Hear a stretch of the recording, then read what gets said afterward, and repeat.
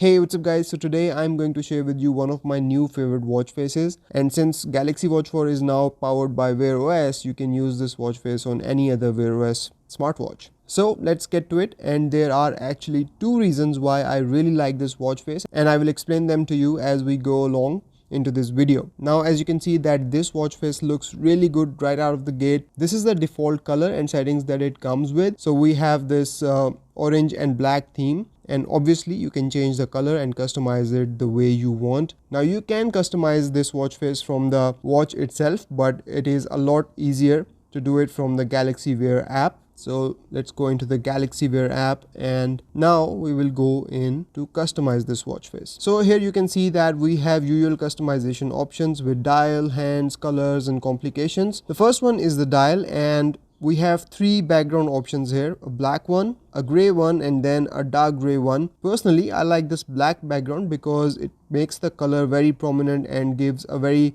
contrasty look, and that's what I'm going for here. Next customization option is hands, and this is perhaps the reason why I was sold on this watch face and why I'm reviewing it. Now by default you will see that we have these default hands that it comes with, but the next option to it is the transparent hands, and this is why I really like this watch face, because if I choose this one, it does not obstruct anything behind it. Even if it is on time, it will not obstruct the time. If it's on date, it will not obstruct the date. I can still see it through the transparent background, which is really cool and which is really intuitive on the part of the developer of this watch face, and I would like to give them a thumbs up here, because a lot of other watch faces that you will see does not implement this feature, and the hands are always obstructing some part of the watch face, whether it's steps, whether it's time, date. Something is always obstructed by those hands. And then it goes one step further, and you can totally remove the hands from the watch face and just use the digital version of it. Next up we have color. So personally I am very fond of this default orange color that it comes with, but it honestly looks good with any other color that you select because of the contrasty look that the black